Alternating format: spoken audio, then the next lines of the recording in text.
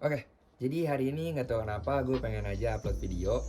Karena tadi pagi gue tiba-tiba aja pengen aja nyari berita tentang Jepang saat ini gitu. Karena gue dasarnya itu males banget ngeliat berita. Soalnya isi beritanya itu kan selalu kesannya menakut-nakuti ya. Jadi gue males aja gitu, kayak udahlah, kayak biarkan aja yang terjadi ya terjadi gitu loh. Tapi tadi pagi gue tiba-tiba gue pengen lihat berita nih, ada berita apa nih seputaran Jepang hari ini gitu. Akhirnya gue buka Google dan gue searching, cuman keywordnya itu cuman Jepang. Gue cuma nulis Jepang, pas kebuka itu banyak banget ulasan tentang Jepang salah satu negara yang masuk ke dalam jurang resesi ekonomi.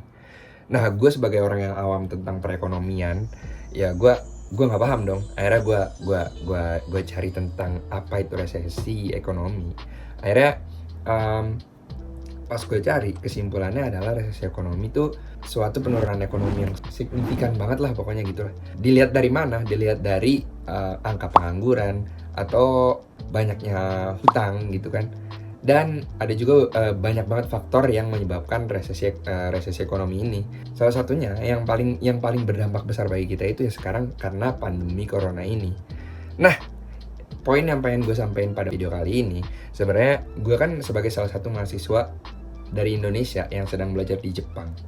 Nah, gue pengen nyampein aja nih gimana kondisi gue setelah Jepang masuk ke dalam salah satu negara yang masuk ke jurang resesi ekonomi itu. Jadi bagi gue pribadi sih nggak banyak yang berubah ya.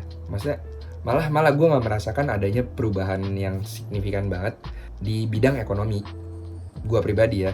Karena gue kan kuliah di salah satu universitas yang ada di kota kecil ya, bukan di kota gede kayak Tokyo atau Osaka. Gue itu kuliah di universitas yang namanya Ashikaga University, di salah satu kota kecil yang namanya itu Ashikaga. Pokoknya kota Ashikaga. Nah, itu tuh bukan kota besar kayak Tokyo atau Osaka. Jadinya gue nggak melihat perubahan yang signifikan itu di bidang ekonomi. Palingan cuman kalau misalkan masalah pembelajaran atau kayak gimana, gue masih tetap online. Tapi ekonomi atau kayak gimana ya, jelasnya gini deh. Kan sekarang gue selain kuliah juga, gue tuh kerja part time ya, kerja sambilan gitu kan, di salah satu restoran cepat saji yang ada di sini, yang ada dekat sini kan. Nah, gue tuh nggak mengalami perubahan itu. Jadi gini, dasarnya itu kita itu sebagai mahasiswa itu kan boleh kerja di Jepang sebagai pekerja part time. Seminggu itu maksimal banget itu 28 jam. Nah, ntar digajinya itu biasanya per jam. Nah, dari 28 jam itu biasanya ada orang yang bener-bener ngambil 28 jam itu. Tapi kalau misalkan gue pribadi karena gue pengen fokus ke kuliah, akhirnya gue cuma ngambil Sabtu Minggu, yaitu paling cuma seminggu 15 jam lah, 15 sampai 20 jam lah. 15 sampai 20 jam doang. Nah, terus gue dengar banyak orang yang bilang, kerja part time gue dikurangin gara-gara kondisi ekonomi sekarang tuh, jam kerja part time gue dikurangin gitu. Yang tadinya 28 jam bisa jadi cuman 10 sampai 15 jam. Ada juga yang misalkan 10 jam dikurangin jadi 5 jam dan segala macam, yang mana itu sangat memberatkan. Gue dengar dari orang. Cuman kalau misalkan gue pribadi karena nggak tahu gara-gara apa ya, mungkin karena gue tinggal di kota kecil, gue tidak merasakan dampak itu gitu. Jadi nggak ada, kalau misalkan gue pribadi nggak ada pengurangan jam kerja, nggak ada sama sekali pengurangan jam kerja. Malah karena restoran gue ada drive thru-nya, jadi orang-orang tuh nggak harus langsung ketemu sama orang di dalam restoran, jadi cuma tinggal naik mobil segala macam. Malah restoran gue itu tambah rame, dan otomatis restoran itu jadi tambah sibuk.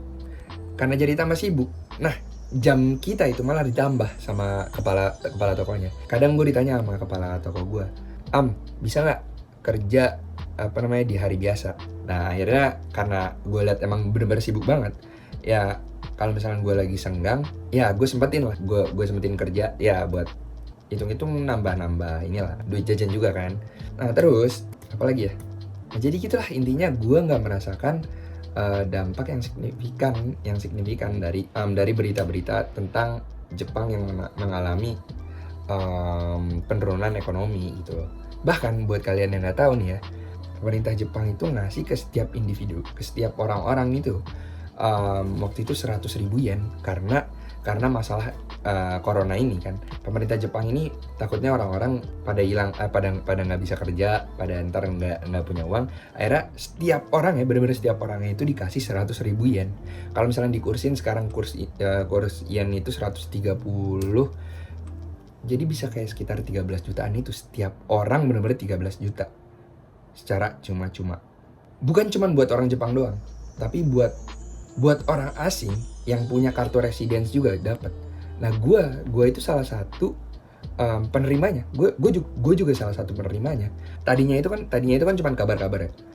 Kabar-kabar gue dapat dari teman gue, katanya, bakalan ada uang 100.000 yen, kita bakal dapat duit. Cuman gue kayak nggak mungkin lah, kayak nggak mungkin banget dapat cuma 100.000 yen gitu kan.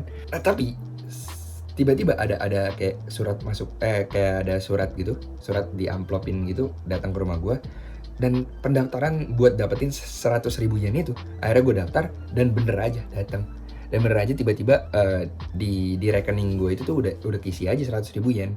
Itu gue berterima kasih banget sih sama Mas Abe. Mas Abe, makasih. Terus ya uang itu tuh bener-bener kayak kayak rezeki yang turun begitu saja gitu loh.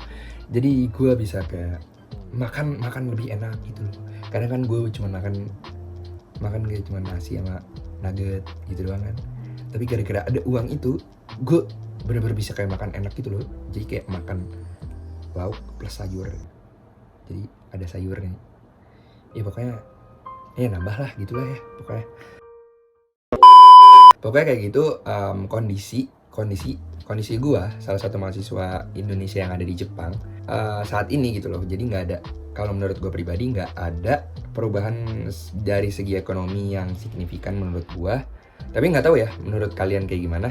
Mungkin kalian yang sedang tinggal di Jepang dan merasakan dampak dari resesi ekonomi di Jepang, kalian bisa ceritain di kolom komen di bawah. Karena penonton juga harus ngeliat dari sisi, dari segala sisi, dari berbagai macam sisi, bukan dari cuman gua doang.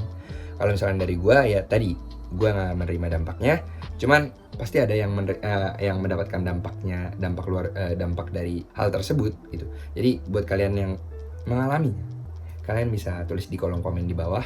Ya gitulah. Ya udah, segitu aja lah ya. Dadah.